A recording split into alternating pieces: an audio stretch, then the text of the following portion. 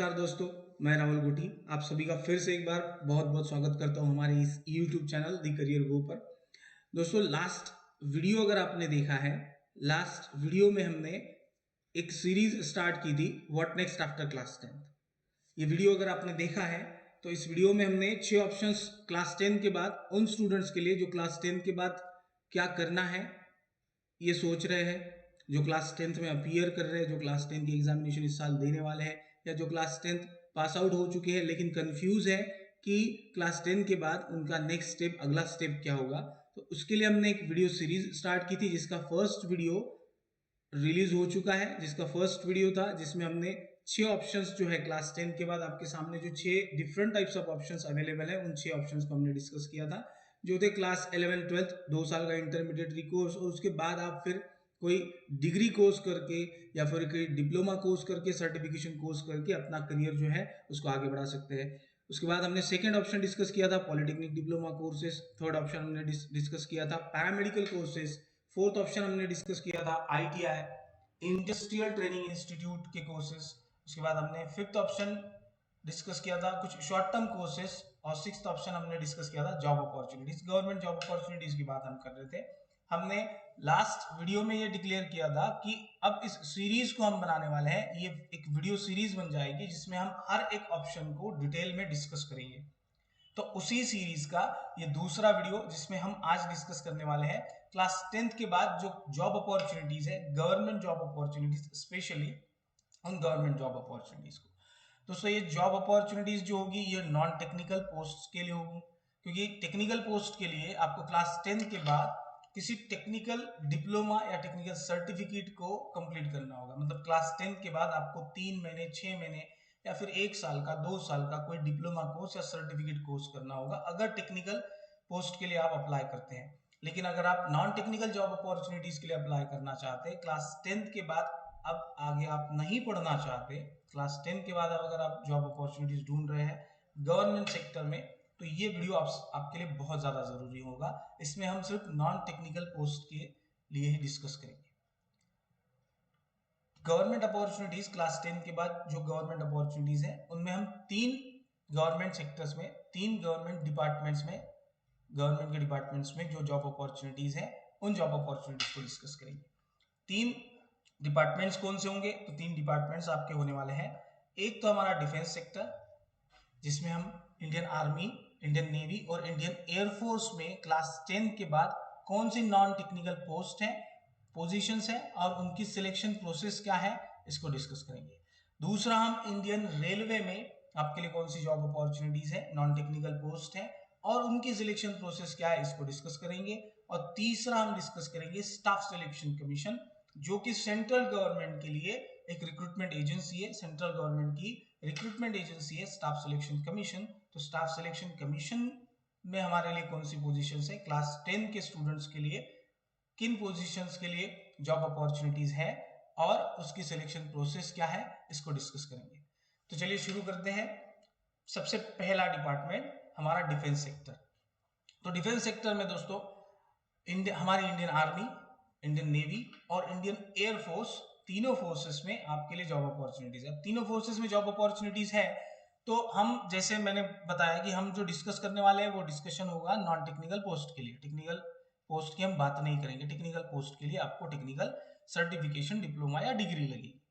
तो हम सिर्फ यहाँ पर प्लेन जिनका मैट्रिकुलेशन हुआ है, मतलब क्लास 10 कंप्लीट हुआ है, उन्हीं के लिए बात करने वाले हैं। हमारे डिफेंस सेक्टर में इंडियन आर्मी में, इंडियन नेवी में और इंडियन एयरफोर्स में कौन सी जॉब अपॉर्चुनिटीज है। सबसे पहले देखते हैं इंडियन आर्मी। इंडियन आर्मी में आपके पास जॉब अपॉर्चुनिटीज कौन सी है? तो इंडियन आर्मी में आपके पास जॉब पोजीशंस है soldier, general duty soldiers, general duty soldier.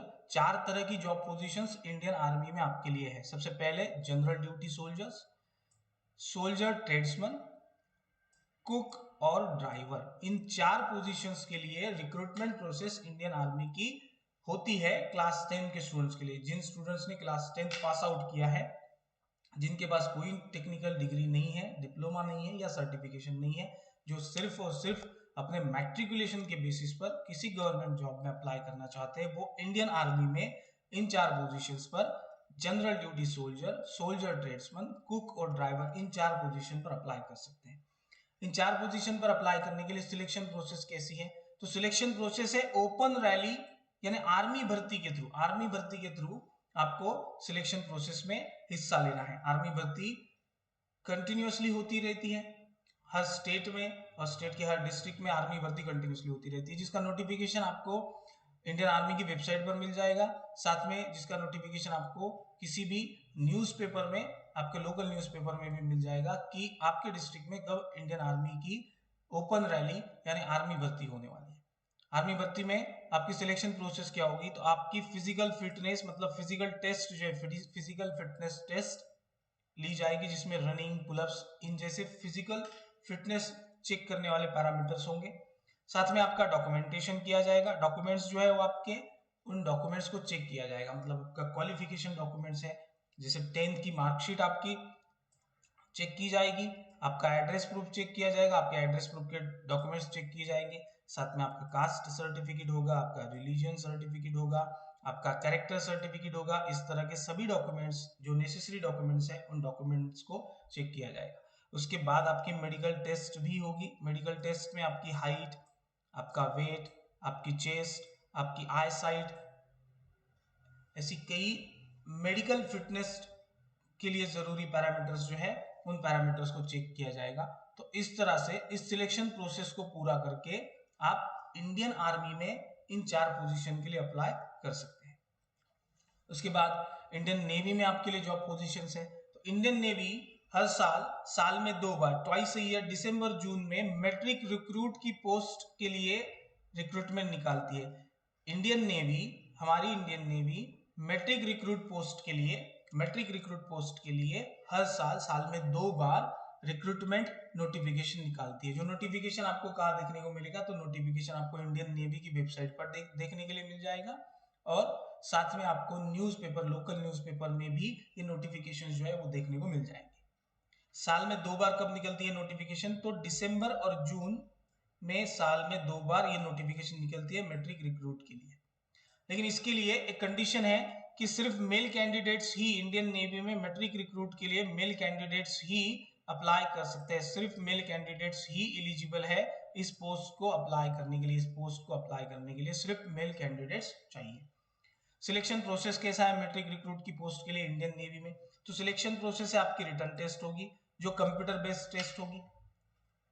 उसके बाद आपकी फिजिकल फिटनेस टेस्ट होगी, और साथ में मेडिकल टेस्ट होगी, जैसे इंडियन आर्मी की सिलेक्शन प्रोसेस में होती है।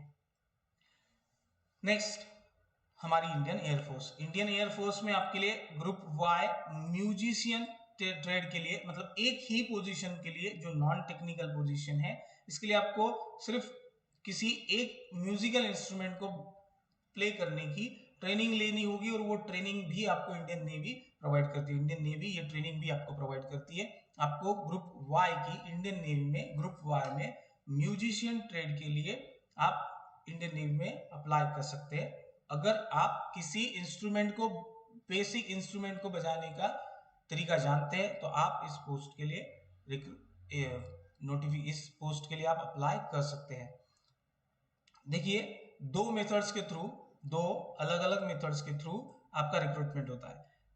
इंडियन एयरफोर्स आपको रिक्रूट करती है 2 अलग मेथड्स के थ्रू। पहली होती है कि एक शेड्यूल टेस्ट होता है। शेड्यूल टेस्ट का नोटिफिकेशन इंडियन एयरफोर्स की वेबसाइट पर आपको मिल जाएगा, और साथ में इस रिक्रूटमेंट का नोटिफिकेशन, जैसे कि मैं बार बार कह रहा हूं, कि आपके लोकल न्यूज़पेपर जो है उसमें भी मिल जाएगा। तो शेड्यूल टेस्ट होगी, और शेड्यूल टेस्ट के साथ जो रिक्रूटमेंट रैलीज है, इन रिक्रूटमेंट रैलीज के थ्रू भी आपका सिलेक्शन जो है वो होगा। शेड्यूल टेस्ट के थ्रू सिलेक्शन होगा, तो शेड्यूल टेस्ट के थ्रू ही सिलेक्शन होगा, और रिक्रूटमेंट रैलीज के थ्रू, दोनों में से किसी भी एक मेथड से आप इस रिक्रूटमेंट प्रोसेस में शामिल हो सकते हैं। रिक्रूटमेंट प्रोसेस में रिक्रूटमेंट रैलीज के थ्रू अगर आप शामिल हो रहे हैं, तो वहां पर आपको रिटन टेस्ट देनी होगी, एडेप्टेबिलिटी टेस्ट देनी होगी। 2 तरह की एडेप्टेबिलिटी टेस्ट होगी, एडेप्टेबिलिटी टेस्ट 1 और 2। देन फिजिकल फिटनेस टेस्ट देनी होगी, और साथ में आपका मेडिकल एग्जामिनेशन भी होगा। तो इस तरह से डिफेंस में आपको क्लास 10 के बाद नॉन टेक्निकल जॉब पोजीशंस के लिए आप अप्लाई कर सकते हैं। इसके बाद हम आगे बढ़ेंगे। हमारे इंडियन रेलवेज, इंडियन रेलवे, अब सबसे जरूरी बात, इंडियन रेलवे दुनिया की टॉप रिक्रूटमेंट एजेंसीज में से एक है, जो ऐसी एजेंसी है जहां पे मैक्सिमम एम्प्लॉयज जो है काम करते हैं। इंडियन रेलवे में आज 1.5 मिलियन से ज्यादा एम्प्लॉयज जो है वो काम कर रहे हैं। इंडियन रेलवे में 1.5 मिलियन से ज्यादा एम्प्लॉयज काम कर रहे हैं। दुनिया की सातवीं सबसे बड़ी रिक्रूटमेंट एजेंसी है हमारी इंडियन रेलवे। ये हमारे लिए प्राउड मोमेंट है कि दुनिया की सातवीं सबसे बड़ी रिक्रूटमेंट एजेंसी है हमारे इंडियन रेलवे, जिसमें 1.5 मिलियन से ज्यादा एम्प्लॉयज काम कर रहे हैं। तो इंडियन रेलवे में आपके लिए नॉन टेक्निकल पोस्ट कौन सी होगी, तो देखिए ये कुछ नॉन टेक्निकल पोस्ट है जिसके लिए इंडियन रेलवे रिक्रूटमेंट निकालती है। वो रिक्रूटमेंट आपको इंडियन रेलवे की वेबसाइट्स पर मिलेगी। Number of job recruitment websites पर ये नोटिफिकेशंस आपको देखने को मिल जाएंगे। आपके लोकल न्यूज़पेपर में ये नोटिफिकेशन आपको देखने को मिल जाएंगे। अगर आप चाहते हैं कि नई पोजीशन, जॉब पोजीशंस के लिए आपको रिक्रूटमेंट नोटिफिकेशन आते रहे, तो नीचे दिया हुआ बोर्ड लाइन नंबर जो है उस पर आप व्हाट्सएप मैसेज कर सकते हैं, जॉब रिक्रूटमेंट नोटिफिकेशन।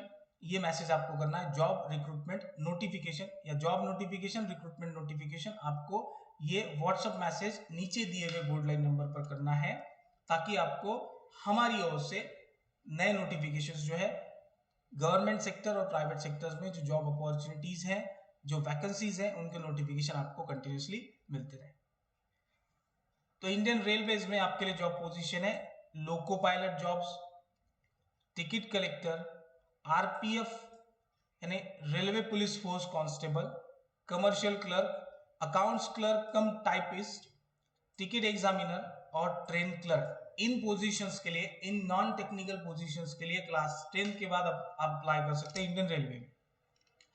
अब सिलेक्शन प्रोसेस कैसी होगी, तो इंडियन रेलवे की सिलेक्शन प्रोसेस यानी railway recruitment board RRB Indian railway में सिलेक्शन प्रोसेस जो है वो चलाती है। सिलेक्शन प्रोसेस इंडियन रेलवे में जितने भी एम्प्लॉयज को या जितने भी वर्कर्स को काम पर रखा जाता है, यानी जॉब दिया जाता है, रिक्रूट किया जाता है, तो उनको रिक्रूट करने की रिस्पॉन्सिबिलिटी रेलवे रिक्रूटमेंट बोर्ड यानी आरआरबीज की होती है। आरआरबीज हर एक पोस्ट के लिए आपसे एंट्रेंस एग्जामिनेशन कंडक्ट करेगा।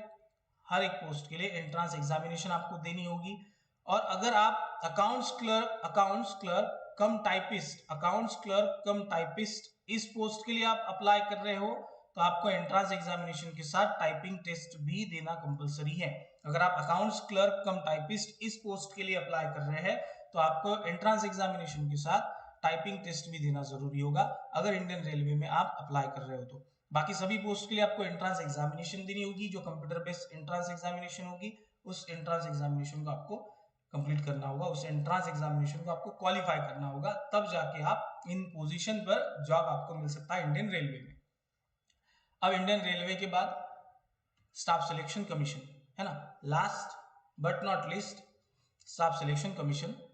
Staff Selection commission central government की रिक्रूटमेंट कमीशन है, रिक्रूटमेंट डिपार्टमेंट है, रिक्रूटमेंट एजेंसी है, जो सेंट्रल गवर्नमेंट के लिए एम्प्लॉय, सेंट्रल गवर्नमेंट के नंबर ऑफ डिपार्टमेंट्स के लिए एम्प्लॉयज को रिक्रूट करती है। मतलब ये staff Selection commission central government की रिक्रूटमेंट एजेंसी है, जो सेंट्रल गवर्नमेंट के लिए, सेंट्रल गवर्नमेंट के अलग अलग डिपार्टमेंट्स के लिए और मिनिस्ट्रीज के लिए एम्प्लॉयज को रिक्रूट करती है।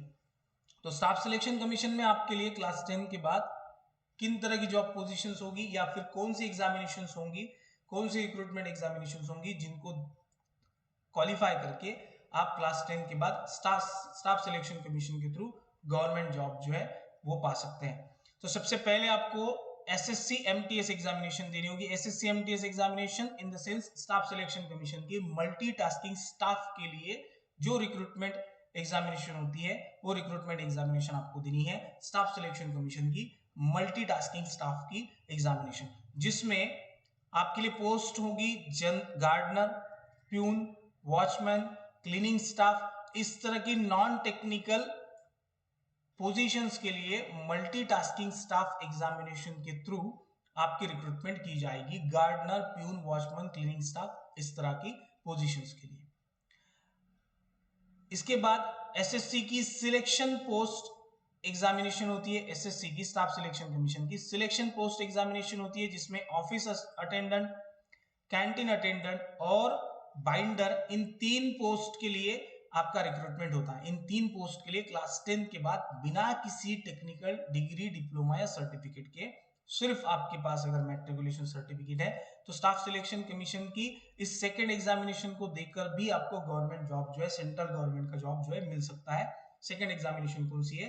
स्टाफ सिलेक्शन कमीशन की selection post. Then next, Staff Selection Commission की जनरल ड्यूटी कांस्टेबल की एग्जामिनेशन आपको देनी है। इसके थ्रू भी क्लास 10 के बेसिस पर आपको जॉब जो है गवर्नमेंट, सेंट्रल गवर्नमेंट में या सेंट्रल गवर्नमेंट के डिपार्टमेंट में जॉब मिल जाएगा। स्टाफ सिलेक्शन कमीशन की general duty constable, GD constable जिसको कहते हैं, इसके थ्रू आपको जॉब कहां पर मिलेगी? तो इसके थ्रू आपको Indo Tibetan border police, Indo Tibetan border police ITBP है ना, इस फोर्स में आपको जॉब मिल जाएगा। इसके बाद बॉर्डर सिक्योरिटी फोर्स बीएसएफ में आपको जॉब मिलेगी। इसके बाद आसाम राइफल्स में आपके लिए रिक्रूटमेंट होगी। सशस्त्र सेना बल एसएसबी में आपके लिए रिक्रूटमेंट होगी।